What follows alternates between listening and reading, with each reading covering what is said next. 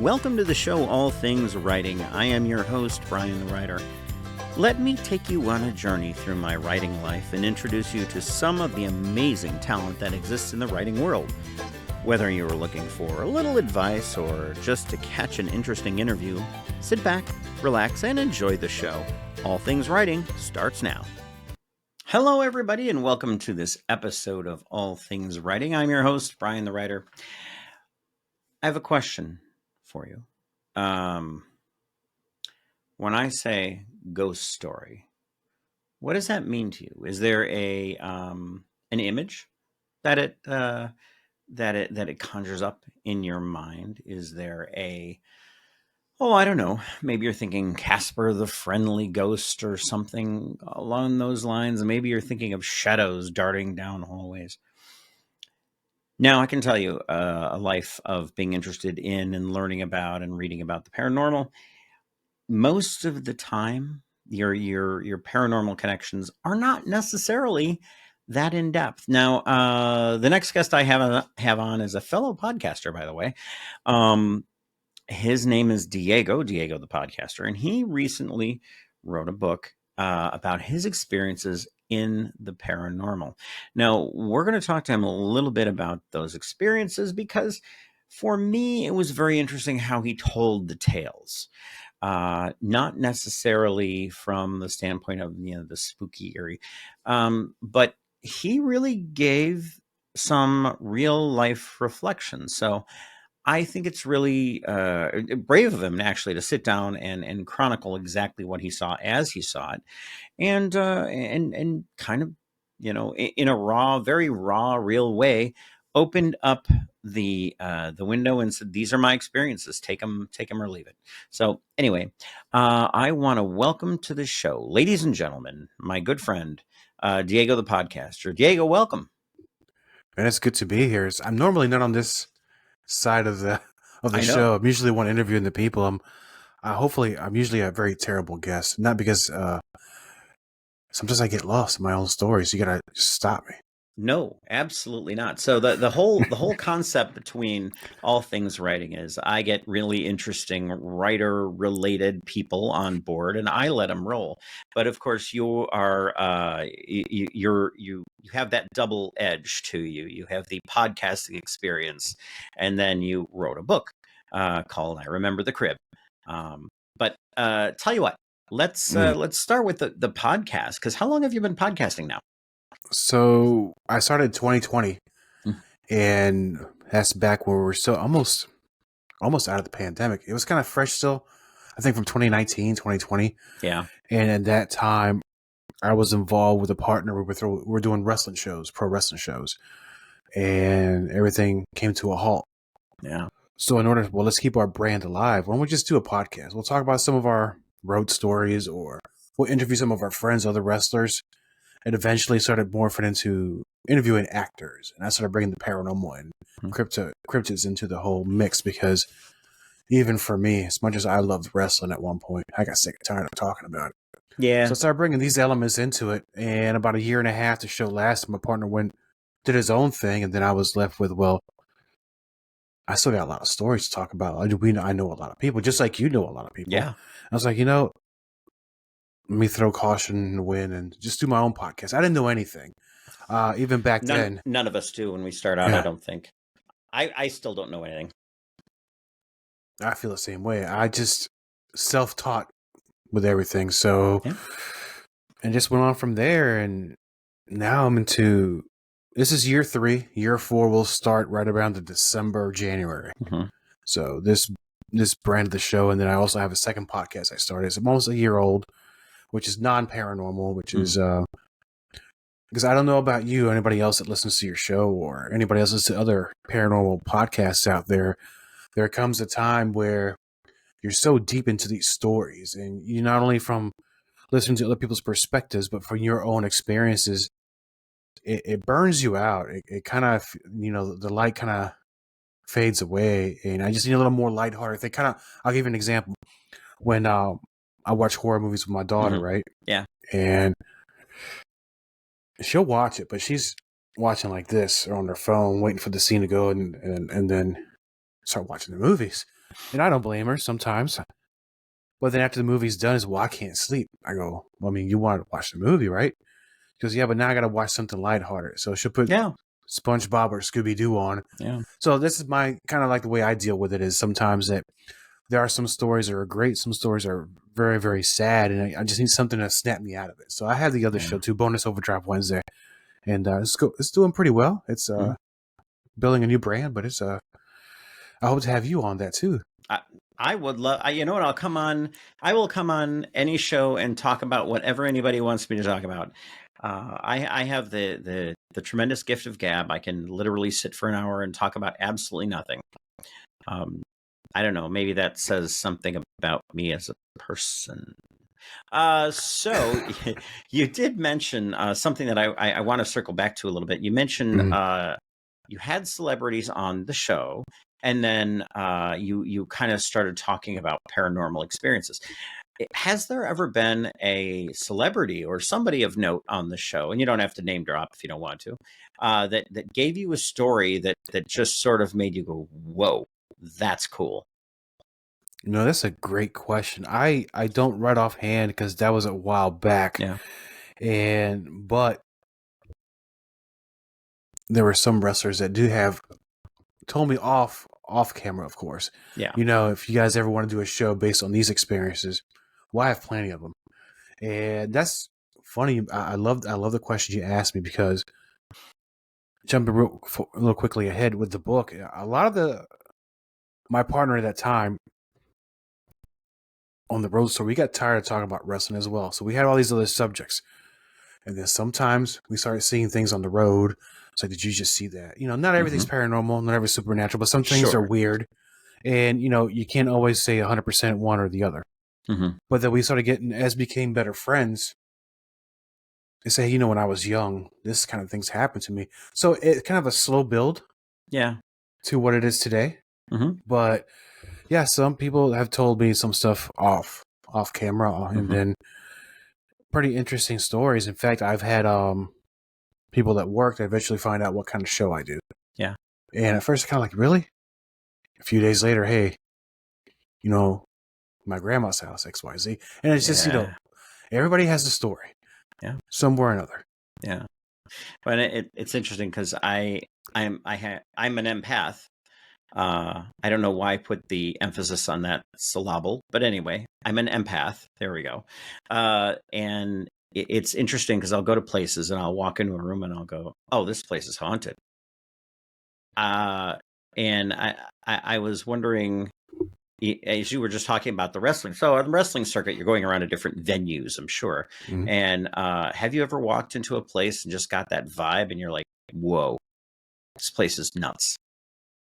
Well, there's one place in particular, and I don't know, is it because of the history behind that place? It's a place in Petersburg, Virginia. Okay. I don't know if anybody's ever gone to Petersburg, Virginia. Battlefield. Right. So in downtown, there's I don't even know if it's still there. It's a place called the Bluebird Theater. Okay. And a lot of the top acts gone through there. Mostly, it's kind of like, how do I explain it? And I don't want anybody to be mad how I'm explaining it. It's kind of like like a Showtime or the Apollo type of place. Okay. Not quite as huge, Okay. but it's a historic area as a theater. Okay. And a lot of those acts, African American acts, usually went there. And I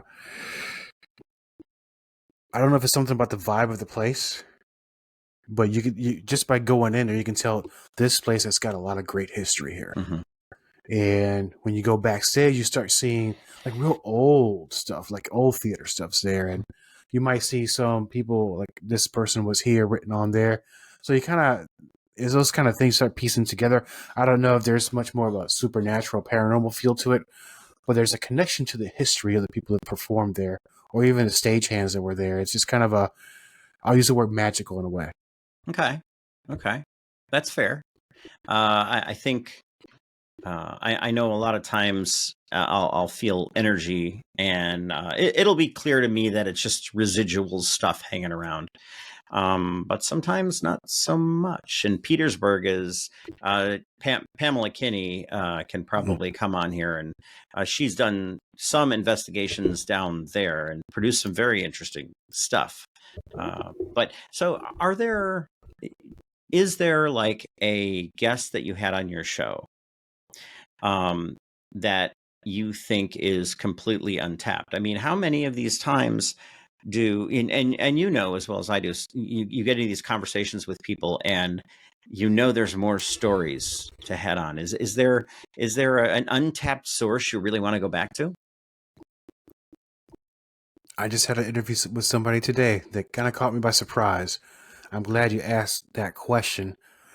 So, a few episodes back, I interviewed a band called Black Sasquatch, Okay. and their whole deal is they had a new EP that came out called Sighting. Mhm. So the whole gimmick is Sasquatch based, but they also sing about other things too. Yeah. So then later on, one of the members of the band texts me on the side and say, "Hey, I know we only touched on some of my experiences, but I got more." So he's been witness to UFO Oh, sightings, wow. Sasquatch, and I'll share a story with you Yeah. that he just told me about. Shoot, maybe now about 2.5 hours ago. I haven't released an episode yet, so it's not a spoiler. So he was telling me he was at one of the national forests. I think he was either in Utah or in Ohio. And Ohio is known very well for a lot of UFO activities and Bigfoot activity. Oh, yeah. Depending on the person you talk to, and depending on how they perceive what they saw, Mhm. so it can be left to interpretation. So he went to this national forest with a friend of his, and they saw a light in the sky and some sort of object hovering in the woods, right? And then not long after that, they saw something in the shadows of the woods that might have been interpreted as seeing a Sasquatch, Bigfoot. Mhm. But as they're venturing into there, and I know they're scared because I would be scared the same way. Oh, I'd be sure. terrified to go in the woods. I wouldn't even go there in the bright daylight for a lot of reasons. Ticks, of course, is one of Yeah. them, and things like Yeah. that, right? Um, so I'm sorry. Let me be serious. You So could twist your ankle. There's all kinds of things that can happen in the woods, you know. yeah, I just twisted my ankle pulling weeds in my backyard today. So Oh, I pulled a muscle in my back. I gotcha. Poof. You get at that age, you know.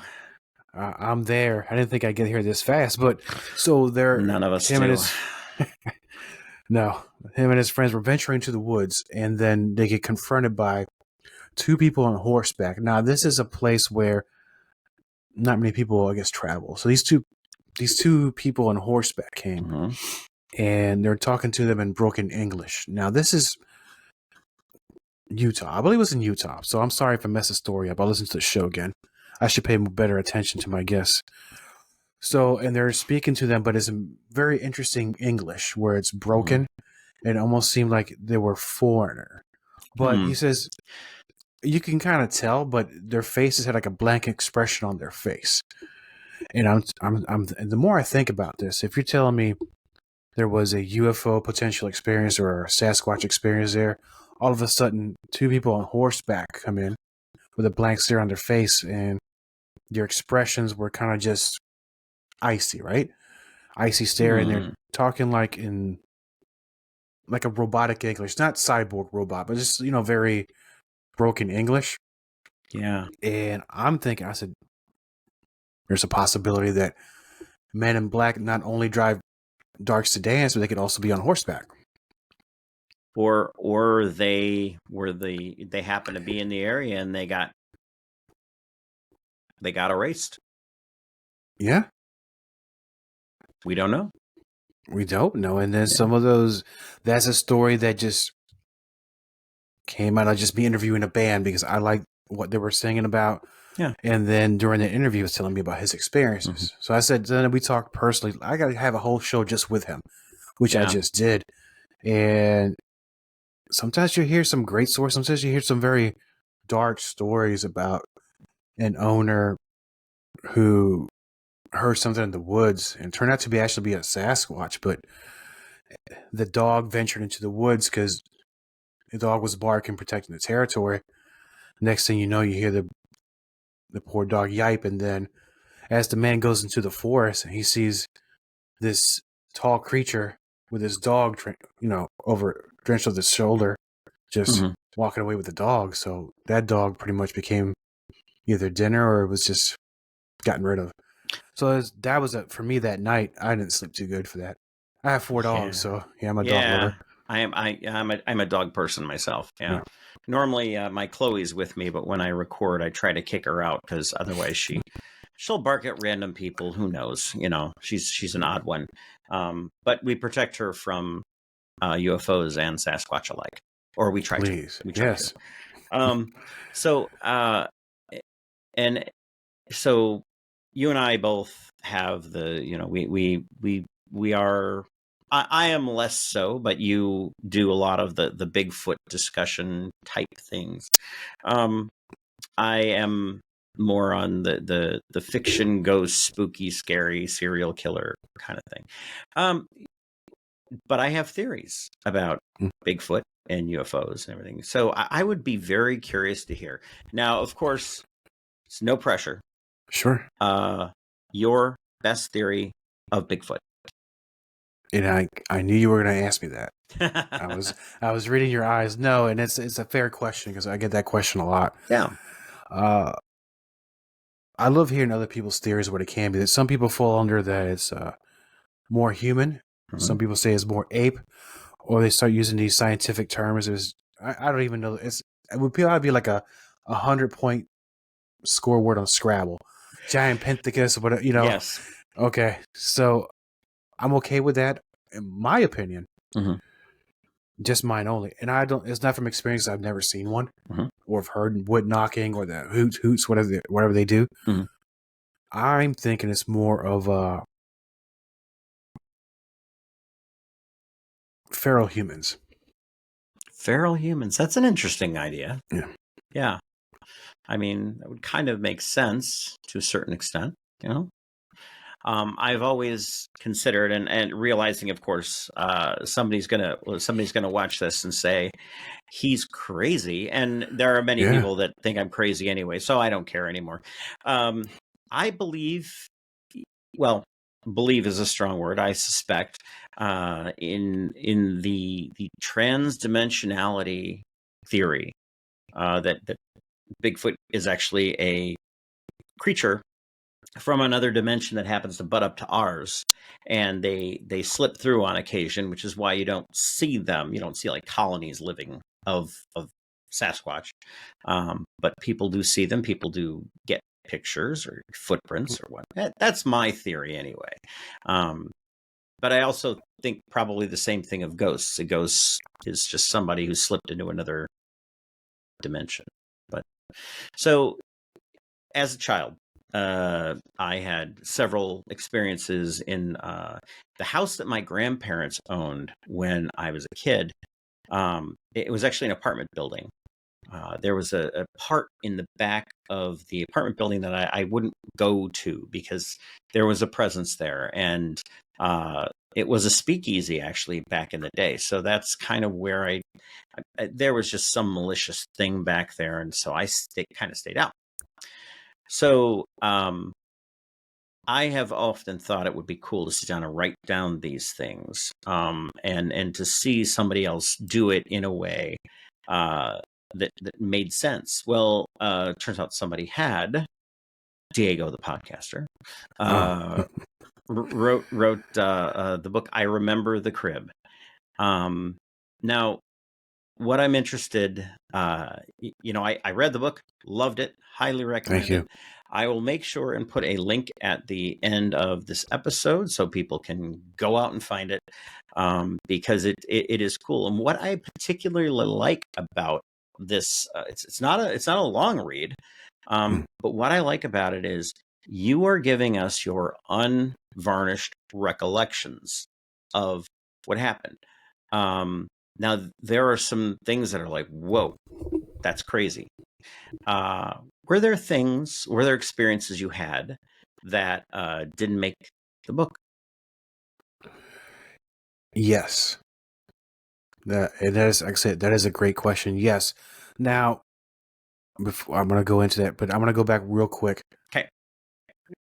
To when you asked me about Bigfoot. Yes. And when I say feral human, because I know that people I know say, hey, what did you say human? Because humans have small feet, this and that, and I look at it more like a wild man version, or more related to our ancestral humans. Now, I'm not talking like the guy down the street who got lost in the woods. You haven't seen him in 15 years, like the North Pond Hermit. Not Yeah. like that. But I'll be serious now. Now with the book, I intentionally did make it short Mhm. because I don't have the discipline to write whole length books. And this is the first time I'm actually even writing these experiences down. Mhm. So what I wanted to do is, and it's gonna sound bad, I just want to get it done. Yeah. Get these stories out there. It's not in chronological order, but it does start from the earliest part. And I do a little quantum leap going back different decades and years. Mhm. But I did make it short because, in my opinion, and it could be completely wrong, and maybe looking back, I should have done a little bit more, put more details, made the chapters a little bit longer. But my fear was that if I made these chapters longer and put more details in there, the more of a danger I would have for the reader to think that, oh, he's full of it because this is too detailed. And sometimes you put too much detail, people think, well, you're making it up. Mhm. I made it more relatable because I wrote it down as I saw it, as how I experienced it. And to be fully transparent, I'll say that a lot of these stories may not fall under paranormal or supernatural. Mhm. The reader can decide that for themselves, but it is a story about an experience that I had that I found highly strange, Mhm. which was one with and right now the mind escapes me, is like the old man and the bicycle Mhm. that I put in there coming back home from a wrestling trip. And it was like 2 or 3 in the morning. And it was like some road way out there in wrong turn territory. Mhm. And what are the chances of seeing a guy ride a bicycle on a road that barely any cars in there at 2 in the morning, pitch black? The only reason he would have saw me is the headlights of my vehicle. A little dangerous, a little out of the ordinary, but Mhm. maybe not in that town. But I had to add up my experiences up to that time I saw this person that made me think, very strange.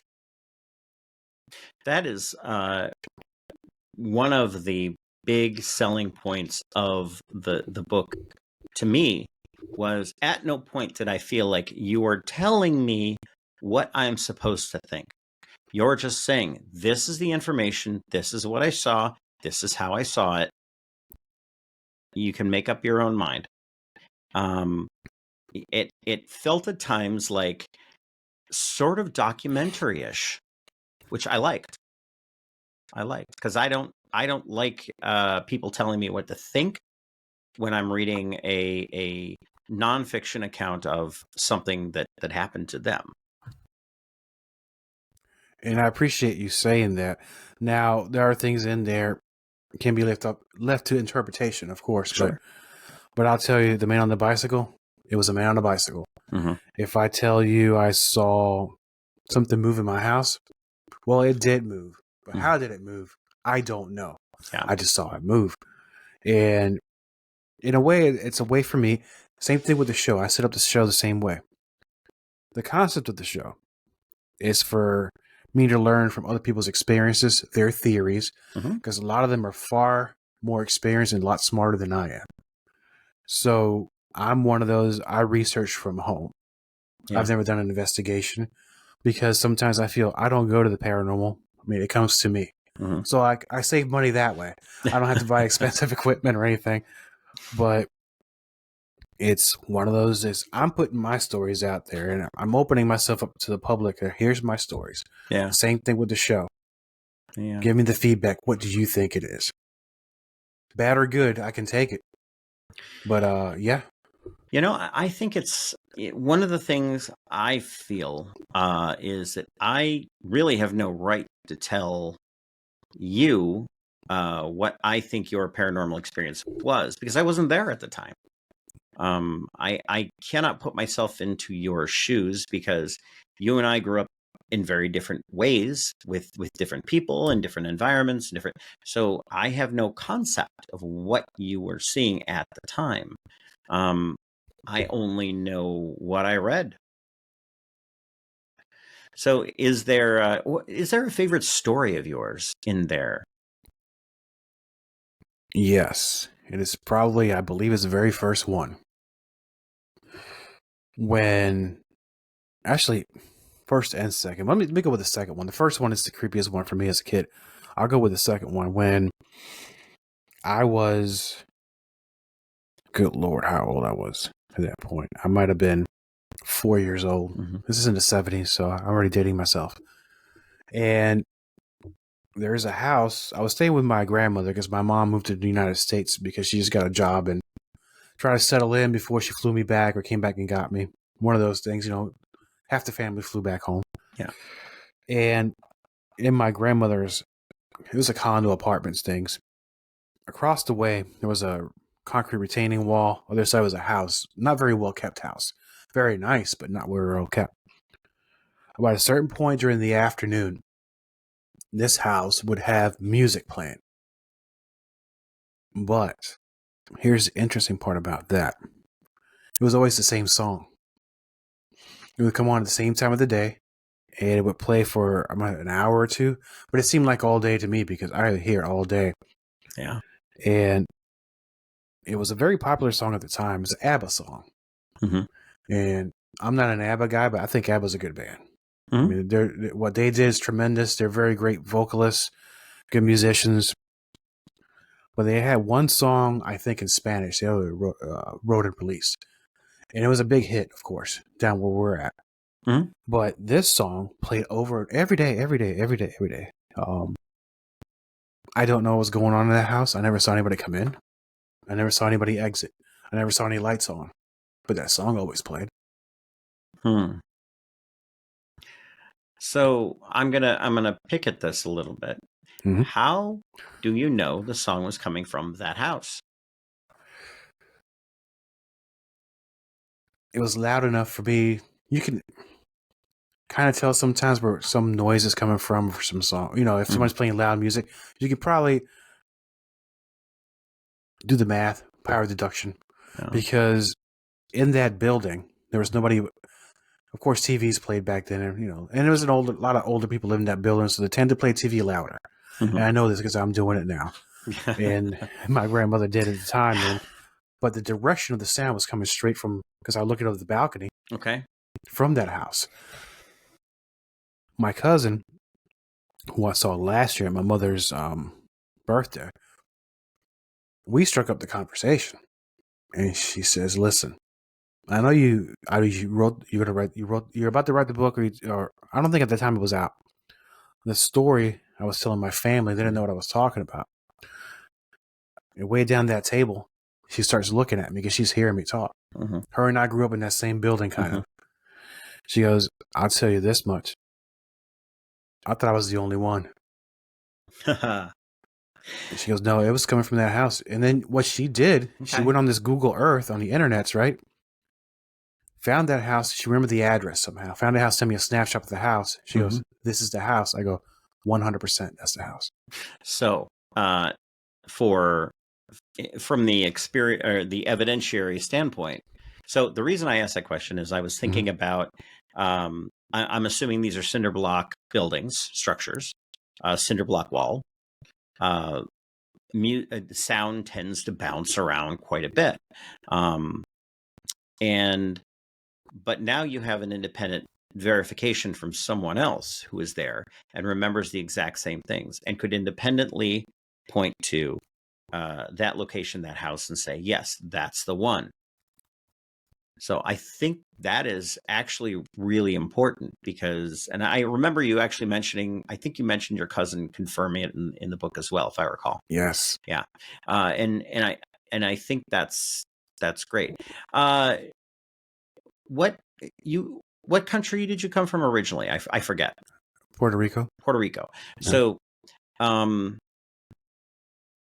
do you think spiritual or paranormal energy is different in different cultures? Do you think it's more? And I'm not even sure how to say this because it got me to thinking about how like in Ireland. In Ireland, they talk about the Fae. They believe very strongly in the Fae. They believe in not making the fairies angry. And in some cultures, the dead are revered.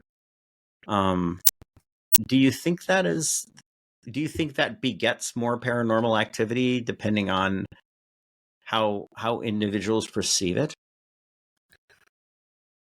Strong possibility. Now, at that time, I really was not aware of anything like that. You were like 4, right?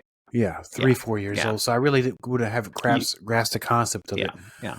All I remember is, well, not only that, but I've heard some stories, but when you're a kid, turn on the cartoons because I'm not really understanding what you're saying, right? Yeah. But I did go to a private school, Catholic school. And when you go to these locations, even like in Spain or in Mexico, when you go to when you go to a church, it is a work of art. It is beautiful, yes. You're going to see the windows beautifully decorated. You have the candles, you have statues, you have this. And when you go in as a kid, you're already kind of creeped out by the whole thing. Oh, 100%, yeah. Not out of disrespect, but you don't really understand what these things mean, these symbols mean. And so I didn't really get much out of that. But I understand that the island also has an alternate religion as well with Santeria. And I believe that's what it's called. I'm probably wrong. And which kind of mixes the elements of Catholicism and voodoo.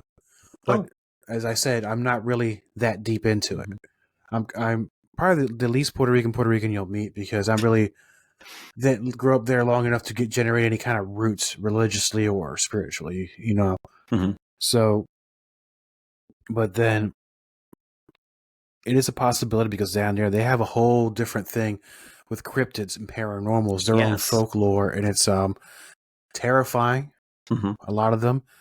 But a lot of that also comes from other nearby surrounding islands, too. People come and immigrate there because you have the Dominicans, you have Haiti. Yeah. Sometimes the occasional South American ventures there. So you'll get a lot of mix of everything. And since we all speak the same language, it's a lot easier to pass this down. Yeah. So, but you had, going forward in the book, you actually had some experiences here after you moved and got settled and correct. Some yeah. So location wise, I don't think you can point to one area over another. I always think that the area that I live here in Northern Virginia is very. These houses were all built in like the mid 80s, like the 1980s. This was all farmland before then, so I don't think we have a lot of paranormal right where I'm living. But if you go out to Leesburg and parts west, you're going to start hitting some places. But so what is your most recent experience that you wish to talk about or would like to talk about, that I can encourage you to talk about? Sure. It's been a while. It's not, and that's one of the things I want to get out there to everybody, that this is not something that happens to me every day. I don't walk into places. I don't see things. I don't hear things. I'm not on 24/7. Yeah. It happens when it happens.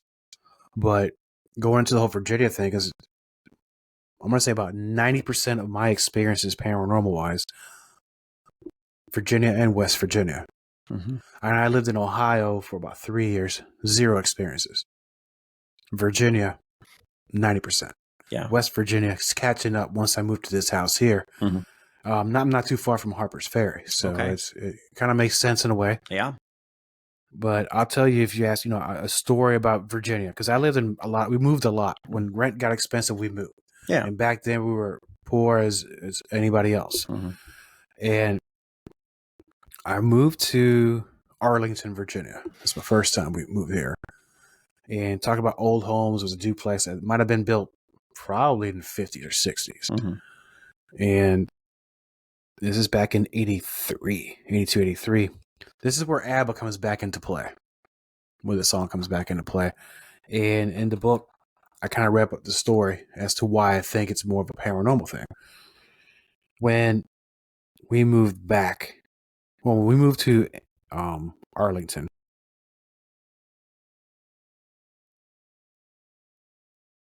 I'm trying to be careful how I say this story. Because it kind of still creeps me out. And I hope I never hear that song again, at least not here. I'm not a huge fan of ABBA anyway. Oh, okay. I mean, they're lovely, but I'm a metal guy, but I'm no shame. I have some hidden secrets of music I like too. I won't tell nobody. And I love long I story. love classical music and country. So in Ozzy, Metallica, and I'm all over the place. Garth Brooks, you got it. I feel you, man. I understand in the same way every once in a while, but we're living in this. It was the first year here, and I don't remember. It was the same year when that airliner crashed into the bridge in DC. Okay. It was winter, right around that time. And it's the first time I've seen snow, so I don't know if everybody's ever experienced that coming from another country with no snow to snow. It's a great experience. So one night, this might have been right around that time, changing the seasons. I woke up in the middle of the night because I thought I started hearing something in the house, right? Everybody's asleep. So you don't want to make too much noise because you get in trouble as a kid. Yeah. Oh yeah. Everybody's trying. Yeah. And so I start hearing this music play. I was like, I'm recognizing this music. I don't know where it's coming from. I don't know the origins of it. It's not coming from outside, but it's coming from the house. I wake up and I walk around the house. The music is a little bit low. I'm going to every bedroom because it was my mom and I, my aunt, her 3 sons, until we get ourselves, up and running and going and moving our separate ways. Yeah. We shared resources. Yeah. Yeah. Somebody else did at that time. And yeah. So going through the house, the music starts getting louder and louder. Nobody's waking up. Everybody's dead asleep. And this is not a dream state. I'm not floating. I'm not walking through walls. I'm not astral project, whatever you want to call it. I'm physically walking from a bed, getting out, checking the rooms. Everybody's asleep. And I stand on the stairwell on the top, and I'm sitting there, and the music just gets louder and louder. And I got my little hands covering my ears, like I wish it would stop. And it's that song from ABBA playing. So I get courage, whatever little guy can get enough courage to go downstairs. Every horror movie tells you don't do it, but I did it. Never go downstairs.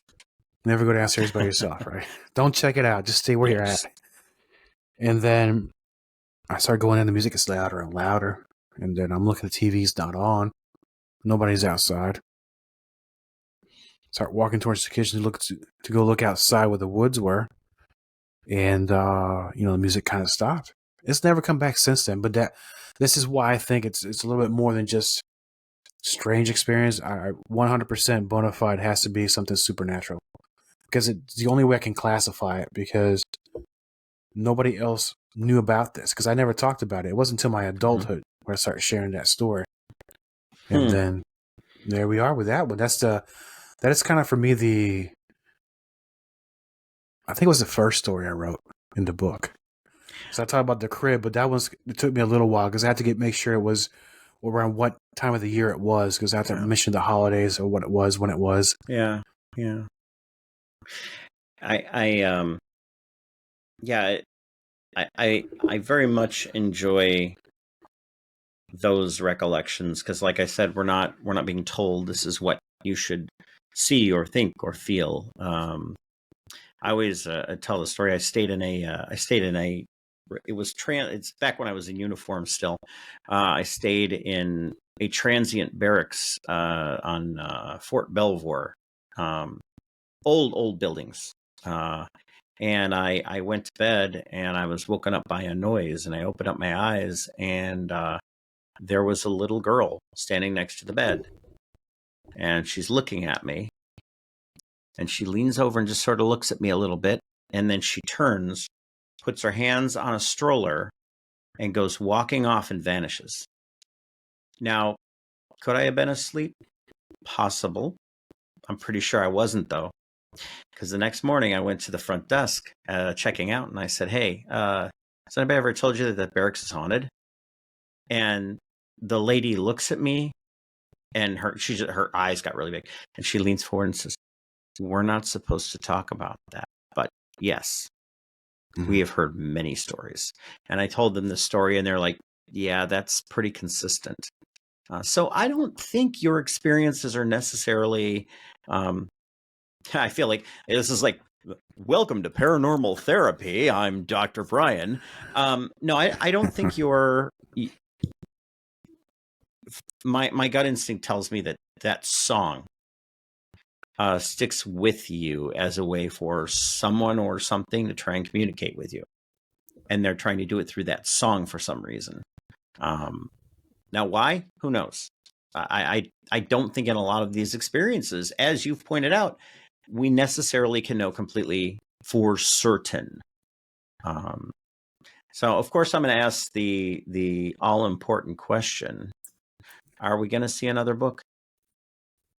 I just start writing another book, something completely different. So now, if you remember correctly, I told you before, write your stuff down. So I'm happy. Makes me happy. Yes, it was you and one other person. He said psychic guy, John Russell. I interviewed him on the show once. He goes, "I know you wrote a book, but I know you're writing another one." It was like straight up to back. I'm like, "You're gonna write another one?" I was like, I was at the verge of actually starting to write the other one. It's like, this guy's good. This guy's good, right? And I am writing, and I'm suffering from what I did with the first book. And I'm hoping this is something you can help break me out of. I am not a very experienced writer by any means. I know you write terrific books, and Brian Grover as well. Oh yeah, Killer Bees are always doing their thing. Killer Bees, bam. Yep. And I at this point, as people call me, author Diego, and so I'm kind of like, I'm not ready for that hat quite yet. Let me get another book in me. But just like with the first book, I started writing that book around December, and it was I think I banged out the first few stories in over a weekend. Mm-hmm. But then it sat there on a hard drive for 3 months or 2 months, right? Mm-hmm. And then the story started flowing again because I want to make sure that what I said was accurate. Once I wrote it, I was scared to death to send it to the publisher. Mm-hmm. Not because of spelling mistakes, and there will be spelling mistakes. Oh, sure. Because even spell check doesn't even know what you're writing. Yeah. So I have screwed up a word so bad that like the spell check was like, I don't even know. I have no idea where you were going with that. Yeah. And then I learned something too from my publishers. Like, if you're going to start writing, when you said numbers, don't write the number. You actually have to spell the number out. So, okay. Yeah. Good advice. Yeah. Sure. Unless, whatever. To each their own. I was still inexperienced. So I started writing another one. Mm-hmm. So the concept of this one is about cryptids. Now, with cryptids, I'm sticking most of the cryptids in the United States because I never lived in any other country. Sure. I mean, Puerto Rico is still a Commonwealth, technically outside the country, but not. Yeah. So I'm sticking with the good old USA cryptids. But as you know, we've gone to these festivals, mm-hmm. We've been to the events, Bigfoot, UFOs, mm-hmm. And then you have, Sasquatch, the same thing, or other things like the Mount Rush and Mothman, the Mount Rushmore of cryptids, right? Yeah. And I think, and I don't mean any disrespect because I love all of that. I think that it's a little played out, not in a bad way, because I think there's just so much out there. Yeah, it's possible. But there's other cryptids that perhaps people have not heard of, at least not in street level. So I started doing some research and I started hearing about these other cryptids in there. I was like, holy moly, this is what I'm going to write about. So I got about 8 stories written, very short chapters about these cryptids that I'm not going to say 100% people have not heard of.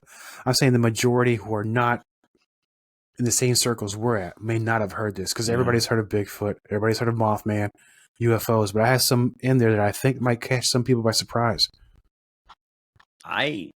That's exciting. I think that's cool. I think you're right.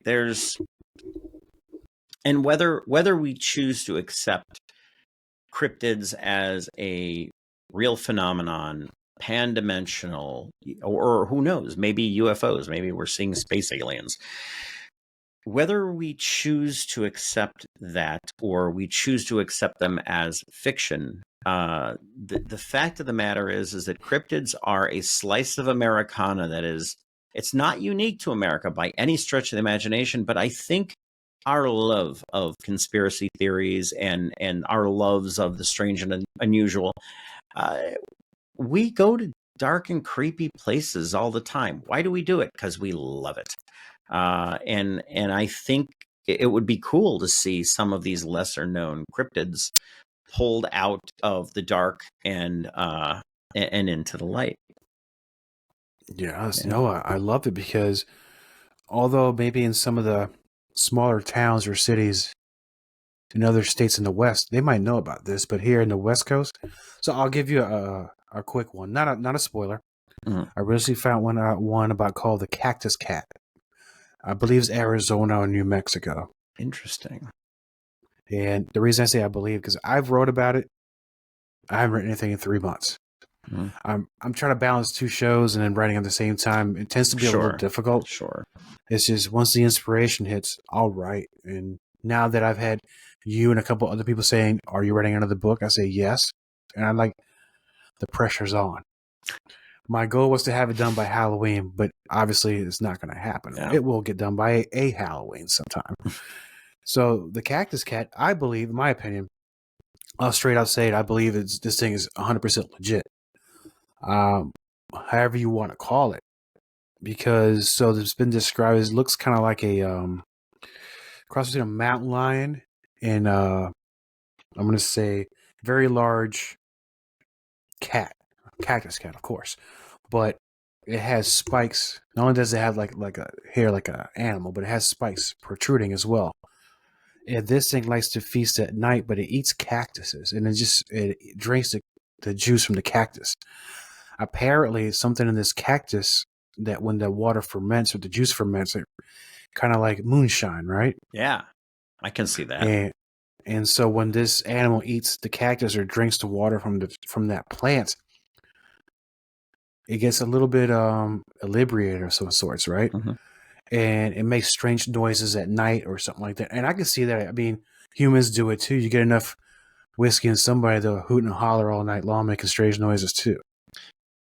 And yell "Freebird" all night long. I mean, I'm not saying that I drink bourbon on a regular basis because I don't need to say it. Everybody knows that. But yeah, so I think that it might just be something, a breed of cat or a big cat that people have not seen. And I think there are some big cats in the United States that are going into places where normal people would not see them. Mm-hmm. Mountain lions or bobcats. So I had a good friend of mine, Jean Tewksbury, and I asked her, let me tell you about this. It might not have been the cactus cat, could have been the Ozark howler. Mm-hmm. And I said, the attributes of this, can it be a big cat or can it be something different? She explains to me, no, this is not how big cats make noises. They make noises like this. So I put a little bit of her in that book because if I'm going to ask questions about big cats, I'm going straight to her. Mm-hmm. If I want to ask about, let's say, something related to law enforcement, I got a guy for law enforcement that would tell me, this is not what it is. This is how it goes. Yeah. So I'm being a little bit more careful on this one, but I'm also going to keep it short because I want to entice the people to not only learn about that cryptid, but they're going to go do their own research. And right now I'm finishing one about the vegetable man, which is a West Virginia cryptid. The vegetable man. Yeah, veggie man. That's awesome. And, yes, I'm excited to hear this. This is very cool because you do. I think there's a lot of these little stories that are in pockets, and they're ripe for the telling. Mm-hmm. But I will advise people while we wait for the next book, go out and get a copy of I Remember the Crib, read that, and then you will be ready to go for when the next book comes out. Excellent. Consistency is the key. You just got to get down there and write and, figure out your best times. Mine's always the mornings. I write best in the mornings because by the time the evening rolls around, I'm an idiot. I have no idea what I'm doing at night anymore. It's just too much. I don't know. But anyway. Well, Diego, I think I've taken enough of your time. I definitely appreciate having you on. I enjoyed the book. I enjoyed the work. I'm excited to see the second book. I love it when we get little spoilers like that, Our mutual friend Michael actually spoiled it on the show that he was writing the second Winslow book, which also was very, very good. I love Michael's work. Michael Thompson, he's fantastic. But I will put a link at the end of this show so people can scan it. Go get your book. Go grab a copy. You won't be disappointed. I can promise you that much. Or come, you can make, I always say this to my people, my fans out there, is come see us at our next event. When is your next event anyway? I will be, and I'm not sure when this episode will drop, but I'll be August 23rd. I'll be in Hagerstown. Oh, okay. For Rats and Reapers. Okay. One of the Snarly Yow events, of course. He puts fantastic events, and also be at Cryptid Halloween in Hagerstown. Yeah. And both Krampus shows also in Hagerstown. So it got me to thinking. I don't. So yeah, I'm at Arlington County Fair and then Fairfax Comic Con. So I'm not going to be at any of those events, sadly. I wish I was there, but yeah, if you can go to any of the Snarly Yells events, those are so much fun. Those are so much fun. Very enjoyable. Absolutely. Yeah. He's a great guy, and people love him here. And for those that want to learn more about what I do, if you want to come see me, I'm on the socials. I'm on Instagram as Diego the Podcaster. I'm on X, Podcaster Diego. I'm also, unfortunately, still under my old name on Facebook at co-host Diego, but it's me. And come hang out, say hi. Yeah. Tell me if you like the book, did not like the book. That's fine too, and it's all right. Yeah. Well, I mean, that's what it is. You write a book and you put it out there in the world, and you hope it does well. That's all you can do as a writer, and you, sir, have done a great job, and we're excited to see what's next for you. Thank you, my friend. Yes. So I want to thank all the listeners for hanging out with us today. I love getting interesting people on the show, having our chats. Sometimes we don't know what roads we're going to go down, and we just kind of go there. We let it happen organically. It's the best way to do it. So on behalf of All Things Writing, I thank you for listening. And on behalf of my wonderful guest, Diego, and Brian, the writer, I'm saying signing off.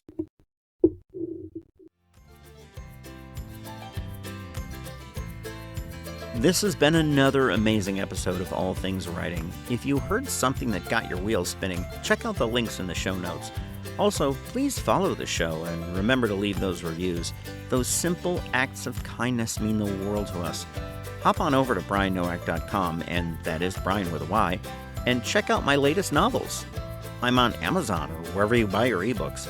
And as a reminder, the music you heard on the show today was used under license from the artist Ryan Ancona. Thanks for listening to the show, and have a blessed day.